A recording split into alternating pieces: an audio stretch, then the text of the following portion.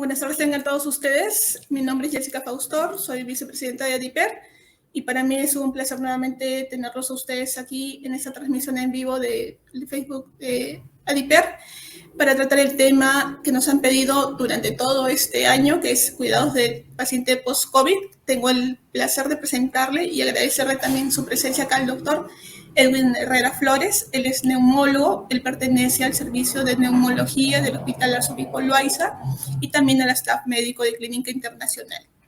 Él es miembro también de la Sociedad Peruana de Neumología. Agradecerle, doctor, por su presencia y por tocar este tema que es muy importante para nuestros pacientes. Adelante, doctor, lo escuchamos. Hola, ¿cómo tal? Buenas tardes. Gracias por la invitación. Para mí es un placer también compartir alguna información respecto del tema que nos han solicitado. Voy a compartir mi pantalla para poder presentar algo de la información relacionada al tema que nos han pedido. Vamos a comenzar a compartir pantalla. Y me confirma si se logra ver mi presentación, por favor.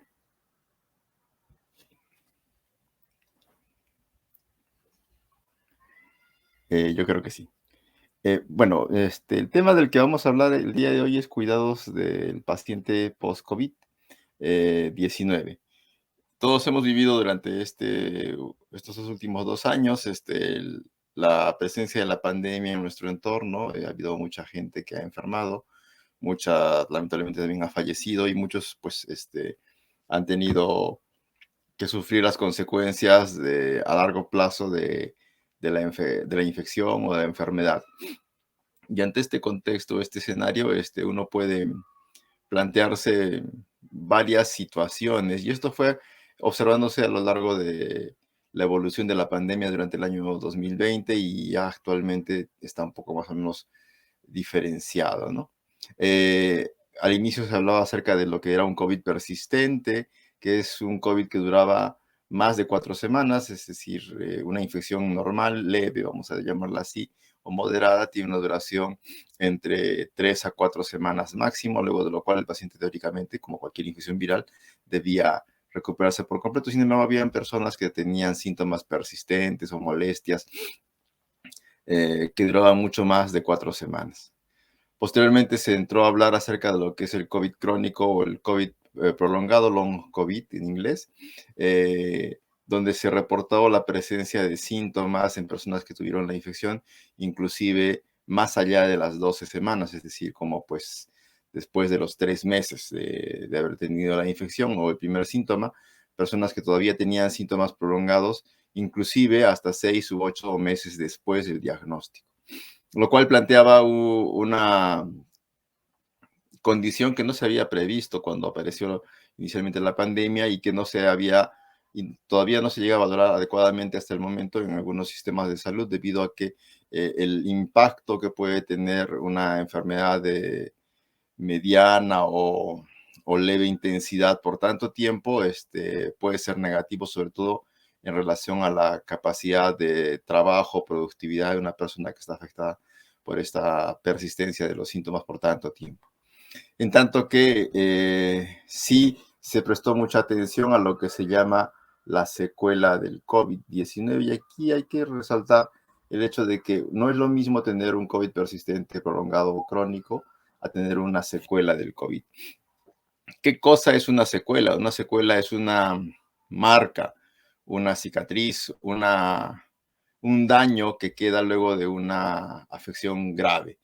Es decir, si yo tengo una neumonía por COVID y acabo en ventilación mecánica, intubado, esta enfermedad muy severa me va a dejar ciertas secuelas o daños secundarios, ¿no? Que es diferente a una persistencia de síntomas por largo plazo, ¿no? La diferencia puede ser sutil, pero es importante diferenciarla debido a que las secuelas sí han tenido más o menos cierta importancia durante el manejo de la pandemia. Muchas personas después de la neumonía han tenido dificultad para respirar, problemas para movilizarse, dependencia física, depresión, etcétera. Síntomas que son consecuencia de haber sobrevivido a una enfermedad severa. Entonces, hay que entender de que hay personas que pueden tener una secuela del COVID, pueden tener una enfermedad grave, y otras pueden tener un COVID de larga duración,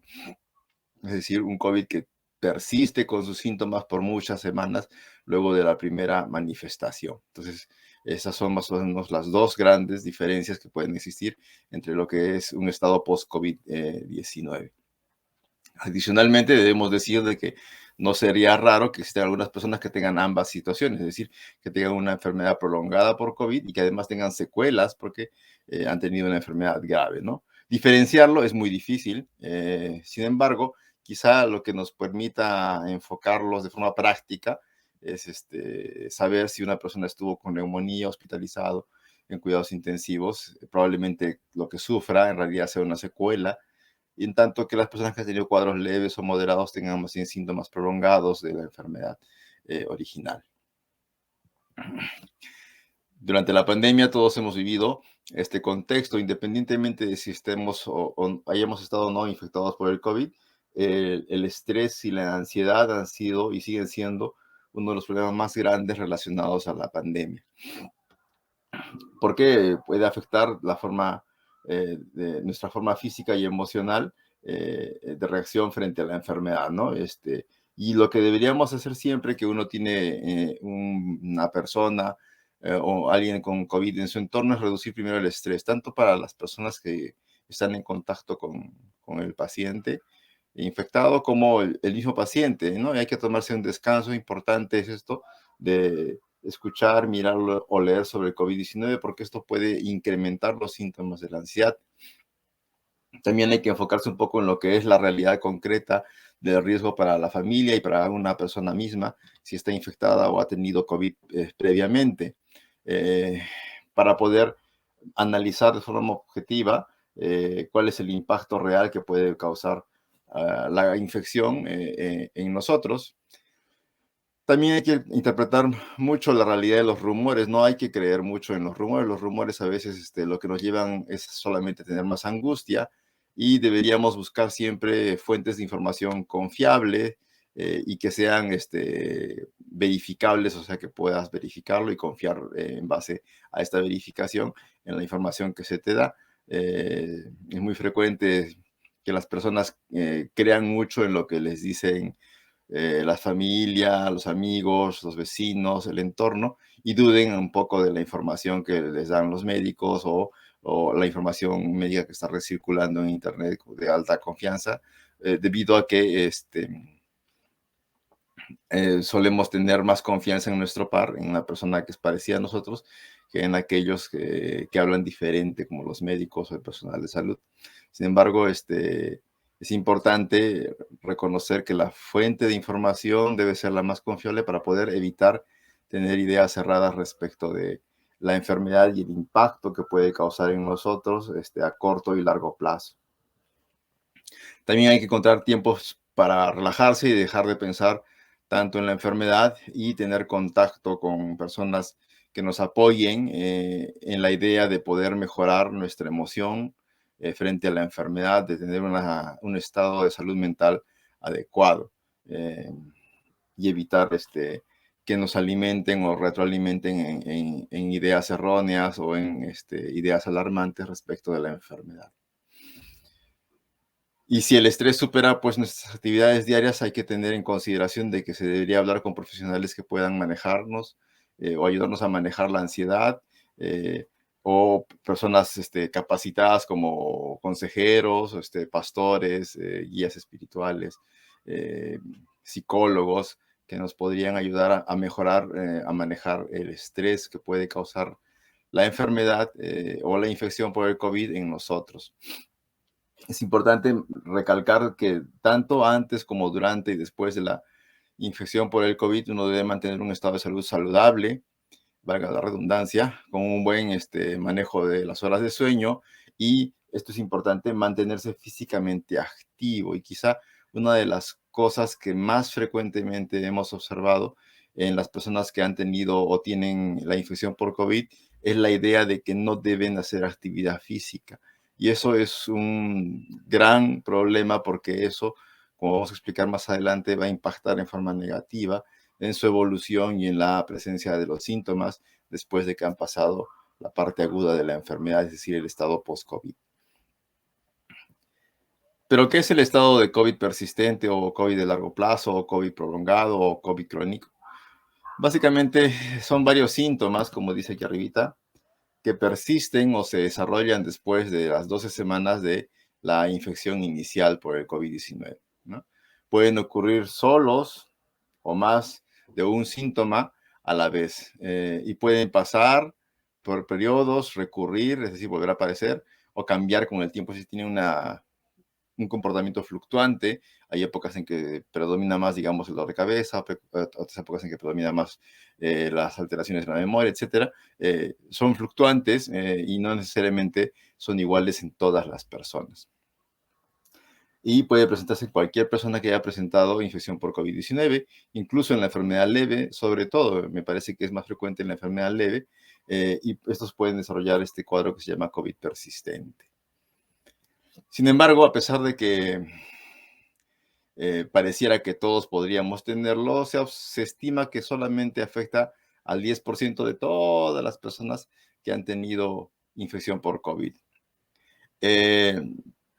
Eso quiere decir que 1 de cada 10 va a tener los síntomas prolongados, es decir, más de 12 semanas. Y pueden ser síntomas que pueden afectar a varias partes de nuestro organismo, ¿no? Pueden afectar la piel, el aparato digestivo, pueden ser síntomas generales, pueden haber alteraciones neurológicas relacionadas, por ejemplo, a dolor de cabeza, alteraciones en la concentración, alteraciones en la memoria, mareos, problemas oftalmológicos, problemas de oído, problemas musculares, articulares. Es muy frecuente escuchar sobre dolores en articulaciones, dolores en músculos de espalda o de dorso. Síntomas psicológicos son muy frecuentes y estos más bien son como que sobrealimentados por la ansiedad. Hemos hablado antes de hablar del COVID prolongado, de lo importante que es tener un estado de salud mental adecuado, de manejar adecuadamente el estrés y la tensión que nos puede generar el conocer mucho o poco, bien o mal, sobre la infección, y esto al final va a provocarnos ansiedad.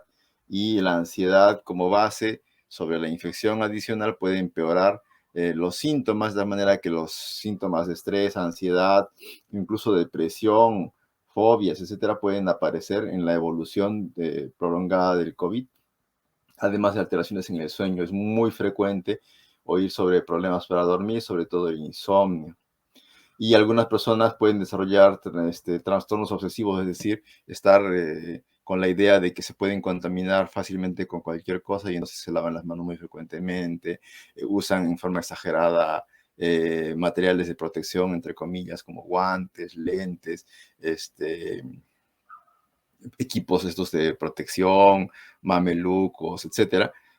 Sobre todo esto se observó muy frecuentemente en la primera ola, donde las personas en general no sabíamos muy bien cómo se contagiaba el virus, pero ya en la actualidad pues, se sabe perfectamente de que el virus no se contagia por contacto, sino por la inhalación de gotitas que respiramos todos y que, por lo tanto, lo más importante es, y eso se ha recalcado mucho, es utilizar la mascarilla para evitar la diseminación de los aerosoles, es decir, las gotitas que producimos cuando respiramos, hablamos o nos reímos, ¿no?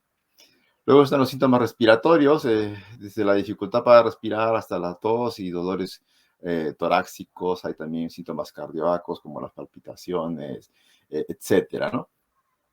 Pero los más frecuentes siguen siendo lo que se llama astenia, es decir, la sensación de que uno tiene algo mal, ¿no? De un malestar. Y la incapacidad para poder recuperar la calidad de vida previa a la infección. Y esto pues tiene, como dice aquí, fluctuaciones y van variando según el momento en el que se evalúe el paciente. A pesar de que hay una lista inmensa de síntomas y probablemente sigan apareciendo más en el futuro, en la medida en que se siga evaluando a más personas y sacando más información en las investigaciones sobre este fenómeno, los síntomas más comunes siguen siendo la fatiga, es decir, la falta de energía, la sensación de que uno no tiene fuerzas para hacer muchas cosas o que se cansa fácilmente y se queda sin energía. No es en realidad dificultad para respirar o algo semejante, sino simplemente es como que uno se quedó sin baterías. Y adicionalmente está obviamente la dificultad para respirar, hay que diferenciarlos claramente. Otros síntomas pueden incluir la tos persistente, las palpitaciones episódicas, la incapacidad para concentrarse. Esto es muy frecuente en personas que trabajan en oficina o que realizan labores más bien de tipo intelectual. Hay esto de los cambios de humor muy frecuentes, se vuelven muy volubles, por un momento están como que deprimidos y tristes y luego más tarde están eufóricos o entran en ansiedad. Algunos pueden tener diarrea en forma episódica. La pérdida del olfato y el gusto es bastante ya reconocido. Todo el mundo se anda fijando en si percibe, perdón, el dolor o el sabor de las cosas. Algunas personas se quejan de dolor de garganta o molestias como pesadez en la garganta para comer o para hablar.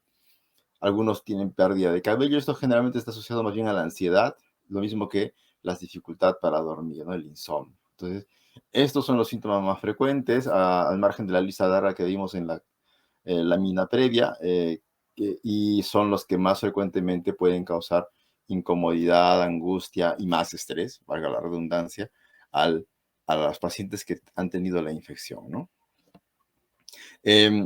Una cosa importante es que la percepción de los síntomas depende de la sensibilidad que uno tiene emocionalmente sobre la conciencia de nuestro propio cuerpo. ¿Qué quiere decir esto? Que si yo tengo un estado preinfección de ansiedad, porque estoy con miedo de que me vaya a infectar por el virus, me infecto y entonces estoy muchísimo más alerta a cualquier síntoma que el virus pueda causarme. Y entonces estoy como una herida abierta, todo mi cuerpo, mis emociones están como una herida abierta, sensibles a cualquier estímulo y por lo tanto los síntomas que probablemente después de una infección viral de otro tipo sean menores y no les hagamos caso, porque estos síntomas persistentes pueden verse también en otros virus. Eh, Sin embargo, no representan un problema para las personas porque pues, para nosotros normalmente un resfrío nos puede dar una molestia de 3, 4 semanas, 5 semanas y luego pues, si tenemos algo no le hacemos caso y se recuperan rápidamente. En cambio, en la presencia del estrés o la ansiedad previa pueden alimentar en forma negativa la percepción de los síntomas, de tal manera de que yo tengo ansiedad, me da COVID, me recupero, pero yo soy sensible a las molestias que todavía la enfermedad me deja por un tiempo.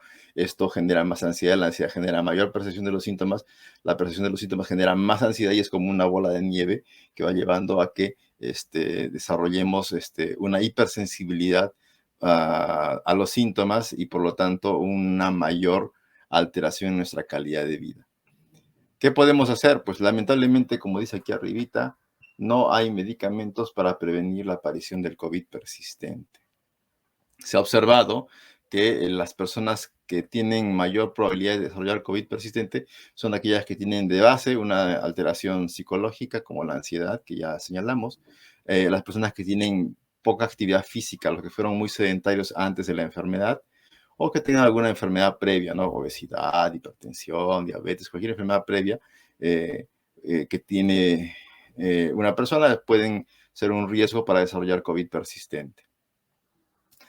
Sin embargo, como dice aquí, algunas medidas pueden ayudar, ¿no? Consultar con el médico o el personal de salud para que les aconseje sobre cómo manejar estos síntomas, resolver nuestras dudas sobre lo que puede suceder con estos síntomas. Hay que señalar que es importante saber de que aunque los síntomas duran mucho tiempo, con el tiempo van a ir desapareciendo. Y lo que uno necesita ante la presencia de los síntomas primero es saber eso, ¿no? Saber que los síntomas no van a ser para toda la vida, que no son una secuela, sino que son parte de la evolución de la enfermedad o de la infección por el COVID-19, que generalmente las consecuencias negativas son pocas en la medida en que el paciente siga un manejo o consejería profesional y generalmente no suelen dejar secuelas importantes, por lo menos no hasta donde se sabe hasta la actualidad. Y en el caso de que quede alguna secuela importante, todo suele poder manejarse. Vamos a verlo más adelante cómo. Sí hay consejos de que se debería registrar todos los síntomas de tal manera de que uno pueda verificar objetivamente que cada día están disminuyendo o mejorando. Si en el caso de que los síntomas pues no mejoren fácilmente, pues pedir consejo para que le den algún medicamento para aliviar un poco los síntomas o alguna terapia que permita mejorar nuestro bienestar. También es importante saber que algunos síntomas podrían necesitar atención urgente, es decir, reconocer los síntomas de alarma, y eso generalmente nos lo pueden decir los médicos. Y en el caso de que sucediese, pues saber a quién llamar, ¿no? Ir a emergencia del hospital o del centro de salud más cercano a su casa o al centro de referencia o a la clínica o llamar por teléfono a un centro médico, dependiendo de donde tengamos nuestros servicios de salud. La información es quizá la información objetiva y clara, es quizá la mejor forma de prevenir el empeoramiento de los síntomas y prevenir la aparición de complicaciones importantes que probablemente estén no necesariamente relacionadas a COVID-19. Esto quiere decir, pues, que desde el punto de vista médico, esto requiere una valoración más bien integral, ¿no? No es solamente usar medicamentos y si ustedes se dan cuenta, pues aquí dice que hay que hacer un abordaje multidisciplinar que tiene que ver con logopedia, fisioterapia, rehabilitación, terapia ocupacional, sobre todo en las personas que han tenido secuelas más que el COVID prolongado. Hay que tener un abordaje biopsicosocial, es decir, hay que empezar con la parte emocional del paciente y de su entorno. Hay que evitar el estigma, aunque a veces es difícil en nuestros entornos no señalar al enfermo, pero es importante dentro de la atención de salud no estigmatizar a las personas que tienen este síntoma prolongado. Hay que valorar mucho la experiencia de los pacientes y hay que hacer una valoración nutricional, una valoración del estado de su fuerza muscular, de cuán frágil puede encontrarse el paciente desde el punto de vista físico, cómo está su estado emocional, si tiene o no dependencia física y emocional, ver su estado social. Es decir, si se dan cuenta, aquí no estamos hablando de medicamentos, sino más bien básicamente de dos o tres cosas: del estado psicológico mental del paciente, de su estado nutricional y de si su entorno hay forma de que lo apoyen o lo acompañen en el manejo de este síndrome o esta enfermedad prolongada por COVID.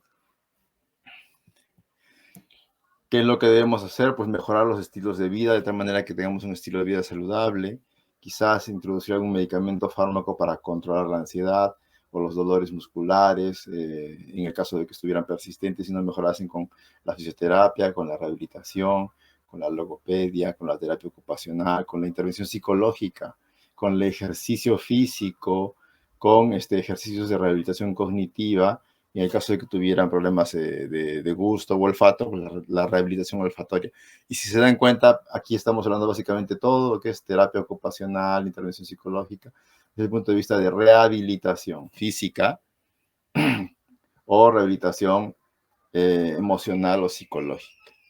Y estilos de vida saludable. Y esto, los que tienen pues diabetes saben muy bien que se lo repiten mucho, que los estilos de vida saludables son importantes para mejorar el control de la diabetes mellitus, por ejemplo, pero en realidad los estilos de vida saludables incluyen todas las medidas que debemos llevar todos para prevenir la enfermedad crónica y también para prevenir sus complicaciones en el caso de que la tengamos. Y no es diferente en el caso del COVID prolongado, donde la base del tratamiento sigue siendo mejorar nuestro estilo de vida, hacer rehabilitación física, hacer rehabilitación emocional, hacer ejercicio para poder recuperarnos pronto de este síndrome de COVID prolongado. Bueno, aquí una fotito de cómo las personas hacen ejercicio para mejorar su estado de salud. Se ha observado, y eso está con cargo a confirmarse con varios estudios, de que las personas que hacen ejercicio pronto, es decir, antes de las 2 semanas de la infección por COVID-19, en el caso de que no tengan ninguna contraindicación, es decir, no tengan neumonía, cosas así, es decir, una enfermedad leve, tienen menos riesgo de desarrollar síntomas prolongados de COVID. Entonces, esto va contra el mito que existe todavía muy extendido en nuestra comunidad, en nuestras familias, de que si uno tiene una enfermedad como el COVID, debe hacer cama, por ejemplo, ¿no? Encerrarse en su habitación y hacer cama durante 2 semanas, 3 semanas. Eso es un error porque lo que vamos a hacer es que una persona como este señor, por ejemplo, mayor, ¿no? Tendrá unos 60, 70 años, lo obligamos a meternos a la cama, él no hace una enfermedad grave, pero por estar en cama 2 semanas va a perder fuerza en las piernas y va a perder capacidad de hacer ejercicio. Y eso impacta tanto a jóvenes como a personas mayores. Es muy frecuente ver personas que se aislaron, se encerraron en su habitación, se metieron a la cama 2 semanas y luego no pueden caminar adecuadamente, se fatigan muy fácilmente. Y lo que les recomendamos de cosa es hacer ejercicio. ¿Para qué? Para que puedan recuperar la fuerza en las piernas, en los brazos, en la columna, de tal manera de que puedan volver a ser funcionales. Muchos de los síntomas o las molestias son consecuencia de decisiones erradas o consejos equivocados que pueden impactar en forma negativa en la salud y la calidad de vida de las personas. Otra cosa importante es la alimentación. Existe el mito de que uno debe hacer dietas para evitar las complicaciones del COVID, dejar de comer ciertos alimentos, comer solamente cierto tipo de alimentos, de tal manera de que uno lo que hace es cambiar su forma de comer y de pronto está comiendo mal, no está comiendo balanceado y por lo tanto esto puede tener impacto negativo en la fuerza de las personas, en su capacidad de digestión, etcétera, de tal manera de que puede también complicar su respuesta al tratamiento de forma prolongada. En general no se recomienda hacer dietas especiales, ni tomar suplementos, ni sueros, ni vitaminas durante la infección, y tampoco después de esta si uno no ha tenido una enfermedad grave. Lo que se recomienda es tener una alimentación balanceada, entre comillas, normal, sin exceso de comida chatarra o alimentos ultraprocesados, pero en general no se deben hacer dietas como las de calditos, la de las sopitas, la de los concentrados, porque finalmente eso lo único que va a hacer es quitarnos el beneficio de una buena alimentación y probablemente poder causarnos un daño que puede impactar en nuestra recuperación posterior. Y nunca está de más repetir de que en la medida de lo posible, antes, durante y después de la infección por COVID, mantenernos con estas 3 medidas que son las únicas que han demostrado utilidad para prevenir la infección y la reinfección en el caso de que uno se vuelva a exponer al virus, es decir, utilizar la mascarilla para evitar generar aerosoles y evitar también inhalarlos, lavarse las manitos, porque uno siempre anda agarrándose la carita, y los ojos, no tanto porque uno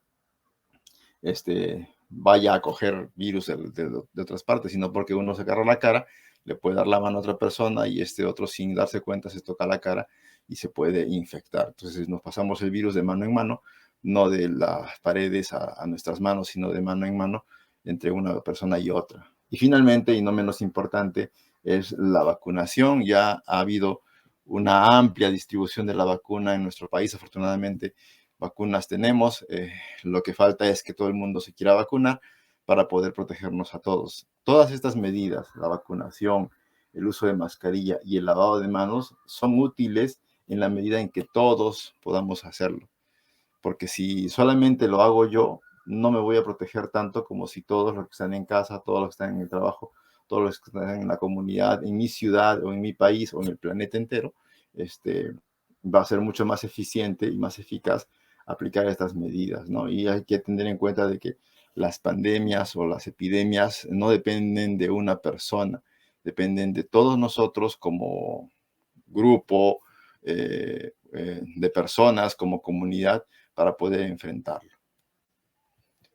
Gracias. Gracias, doctor Herrera, por su presentación. Sí, doctor, acá hay varios comentarios de los participantes en la sesión. En realidad hay varios que están haciendo algunos comentarios acerca de los síntomas de COVID persistente que usted ha hecho referencia y que a veces ellos lo determinan, como usted bien expresado, como secuelas, entre comillas, ¿no? Y que usted ahora lo ha definido como COVID persistente, bueno, a mí también personalmente, que veo bastantes personas con diabetes, me ha aclarado bastante la situación. Hay una pregunta de varios de ellos acerca de caída de cabello, y que también creo que es un síntoma, un signo frecuente, ¿no? Que se observa, ¿no? En pacientes con COVID. No sé si tendré algún comentario al respecto. Sí, se ha observado que la caída de cabello es muy frecuente, sobre todo en personas jóvenes y en mujeres. Em, la causa exacta no se conoce, no se sabe exactamente si la caída de cabello es porque tuvo la infección o es por el estrés que genera la infección. Por eso todos los enfoques en general hablan primero acerca del manejo del estrés y la ansiedad. Y eso sí, es una cosa muy conocida. Las personas con ansiedad o con estrés tienen pérdida de cabello.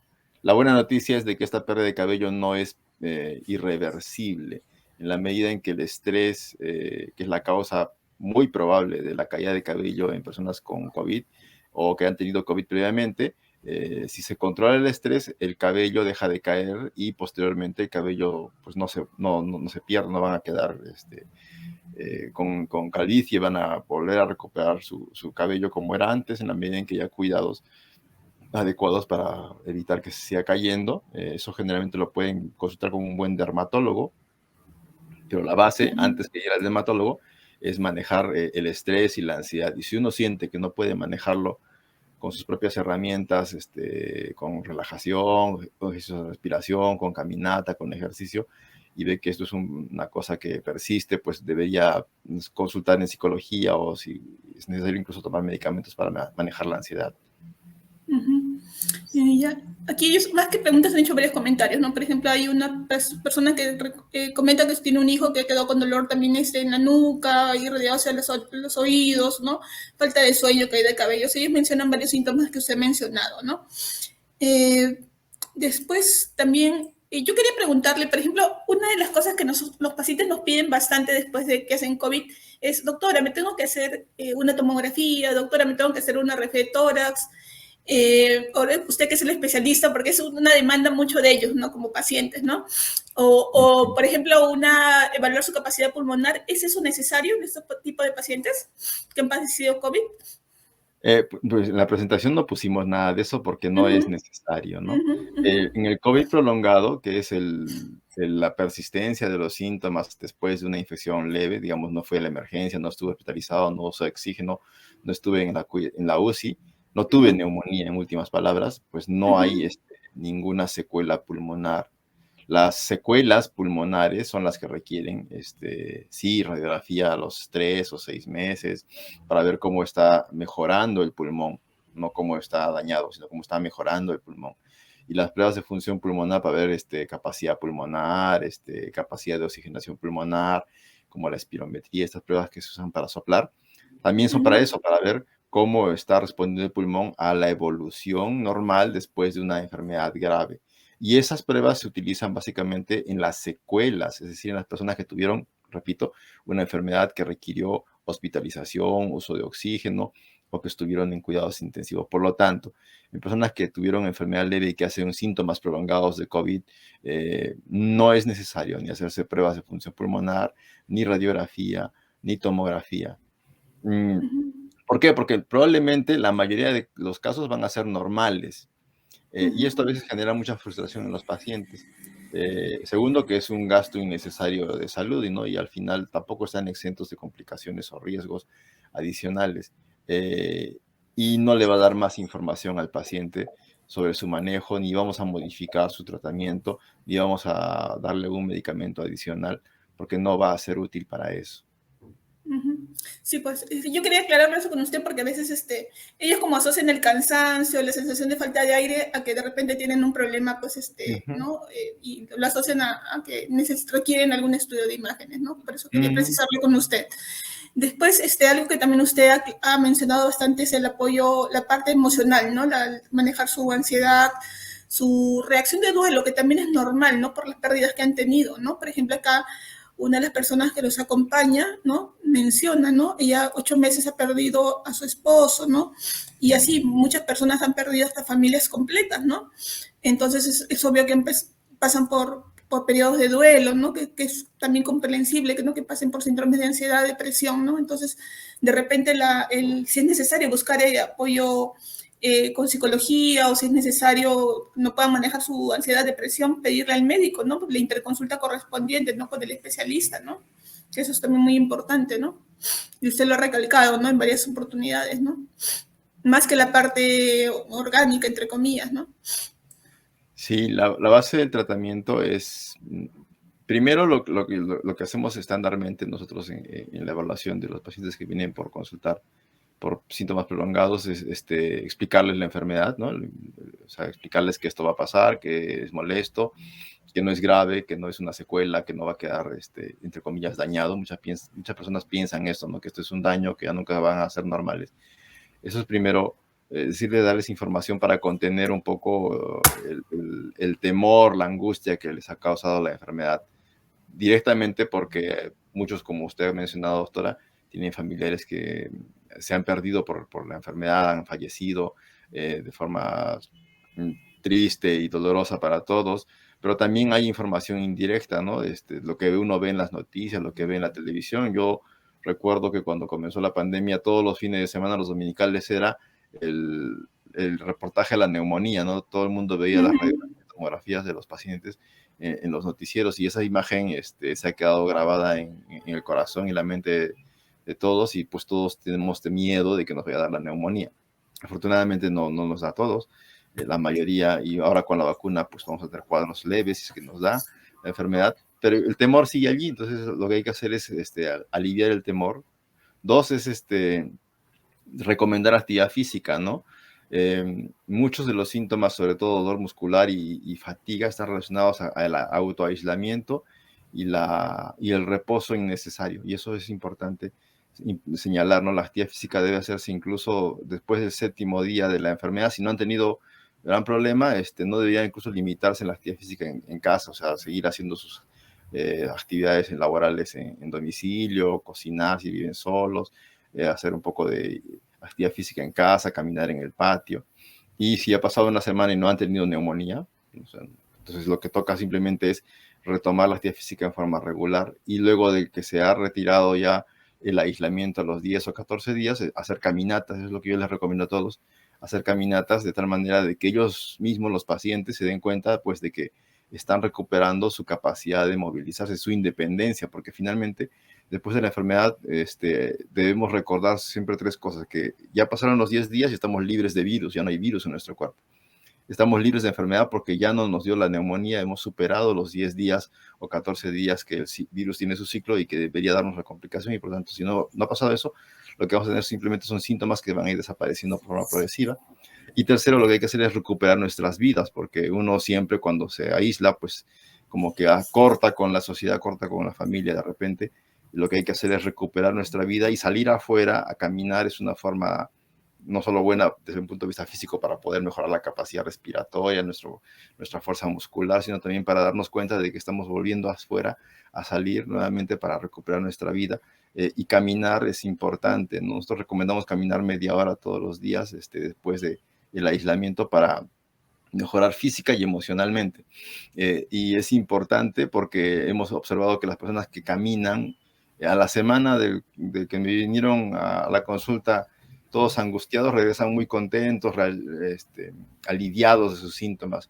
Obviamente, algunas personas pues pueden tener alguna molestia adicional, pero la actitud frente a la enfermedad, que es lo más importante, cambia completamente, y eso solo se logra con la actividad física. Y ya si en el caso de que, a pesar de la consejería que uno puede hacer como médico general, o la actividad física que debería ayudarlos a canalizar mejor el estrés, no logran manejar todavía la ansiedad, pues a ellos sí los mandamos a psicología, a psiquiatría, para que de repente con medicamentos puedan mejorar el sueño, la ansiedad, la preocupación, el temor que naturalmente la enfermedad les puede causar.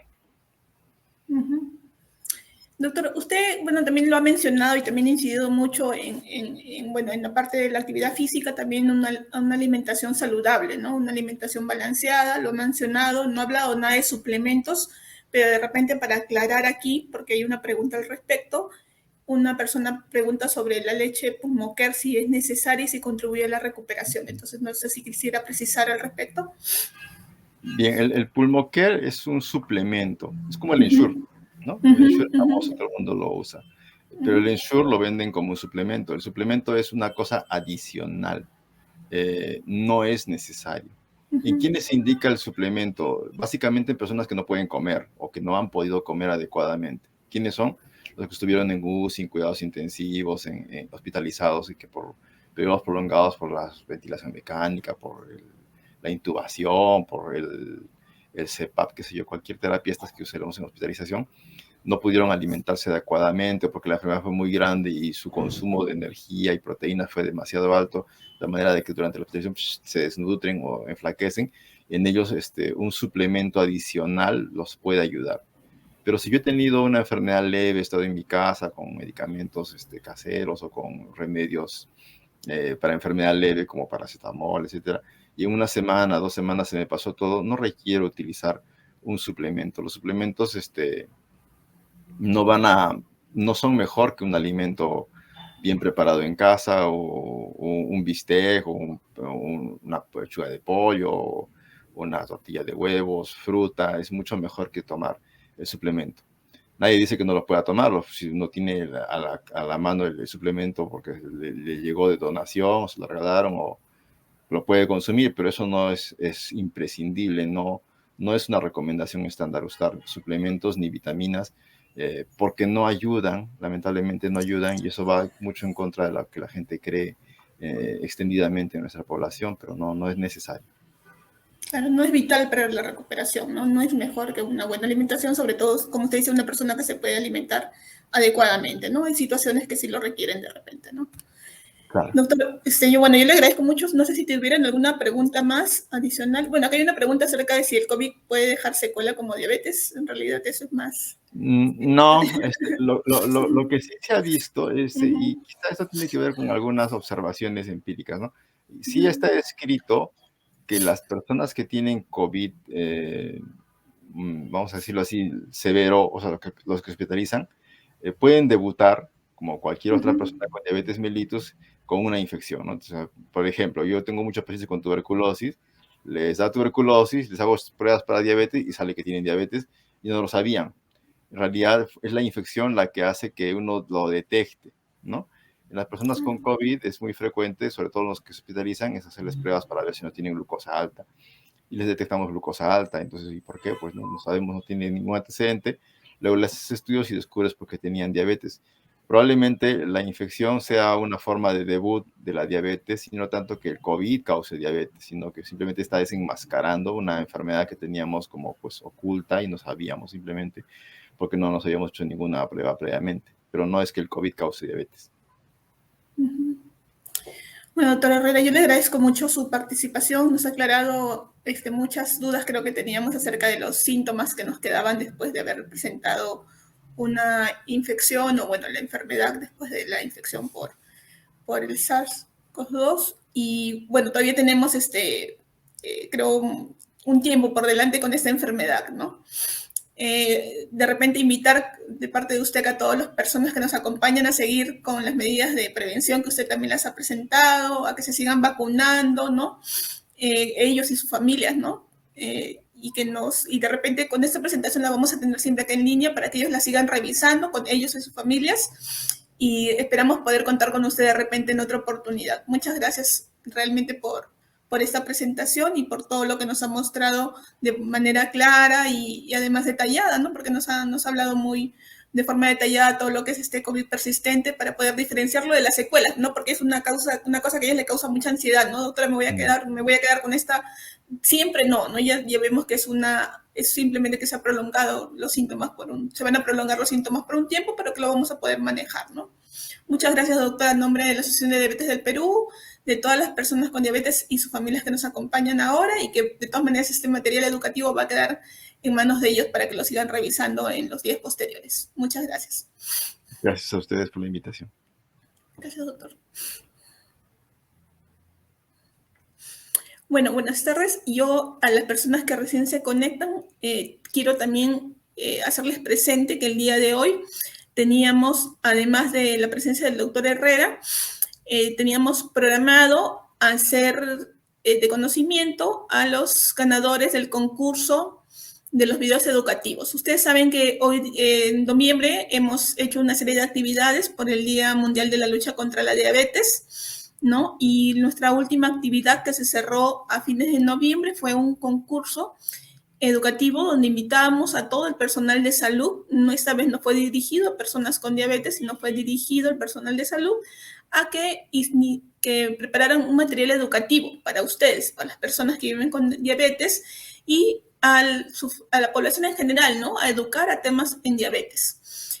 Si me pueden ayudar, por favor, Clorindo y Jessica, con los resultados de ese concurso. Fue una convocatoria abierta en la cual se presentaron 6 establecimientos de salud. En el lado izquierdo pueden ver los 6 establecimientos de salud en los cuales se presentaron, ¿ya? Yo agradezco y estoy muy contenta de que se hayan presentado establecimientos de salud de primer nivel de atención. Hay solamente un hospital que se ha presentado, es el Hospital Daniel Alcides Carrión, a quien también agradezco por su participación. Es el único hospital que se ha presentado en esa convocatoria abierta. Y los demás son los establecimientos de salud, el Centro de Salud Enrique Villa Ochoa, el Centro de Salud Materno Infantil RIMAC, el Centro también de Salud Santa Luz Mila 2, el Centro de Salud Villa San Luis y el Centro de San Luis San Juan de Mancaes, a los cuales agradezco, y creo que las personas que viven y están a cargo de este personal de salud, creo que deben de sentirse muy afortunadas porque se ve que es un personal que está muy comprometido con las personas que atienden, ¿no? Con diabetes, ¿no? Entonces se nota su entusiasmo, su afán por llegar a la población en lo que es educación en diabetes. Habían 2 partes en la evaluación. Una primera parte que estaba a cargo de un jurado. Esta es la evaluación final, ¿no? No sé si, Clorinda, me puedes mostrar las evaluaciones iniciales, la del jurado. No sé si la tienes en la mano.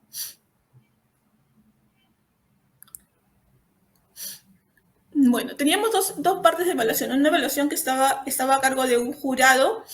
En el jurado tuvimos a 4 jurados, un representante de la Asociación de Diabetes del Perú, que era el doctor Javier Sánchez Povis. Después tuvimos también a la doctora Jessica Zafra, que es el representante de Crónicas de la Universidad Peruana Cayetana Heredia. Es una médica que está trabajando mucho en colaboración con el Ministerio de Salud en iniciativas para mejorar el acceso de insulina en el país, y está muy involucrado también con la atención de las personas con diabetes y está colaborando con nosotros ya por tercer año en actividades de los pacientes.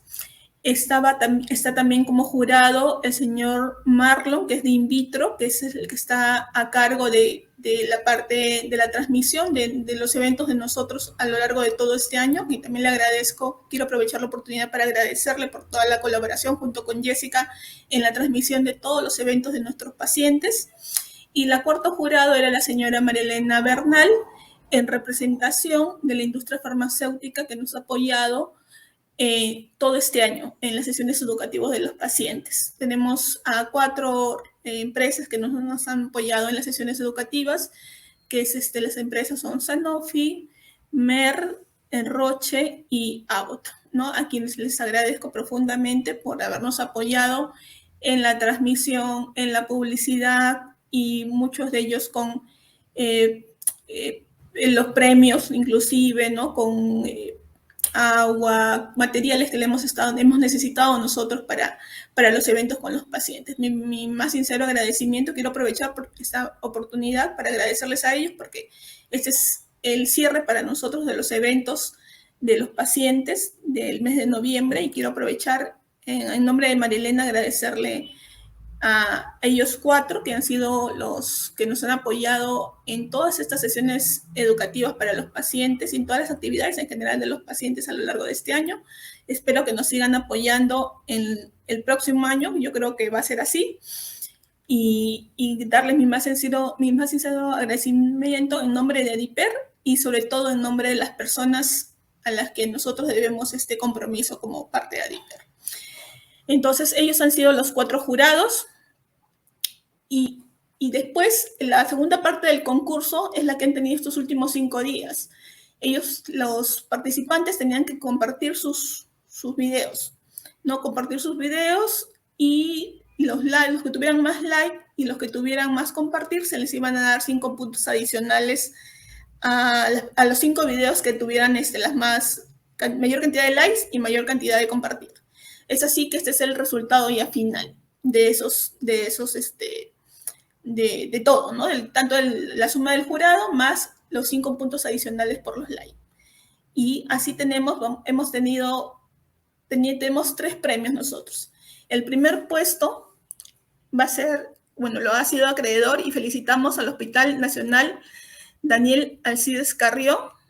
El tema de su video educativo es manejo de hipoglicemia.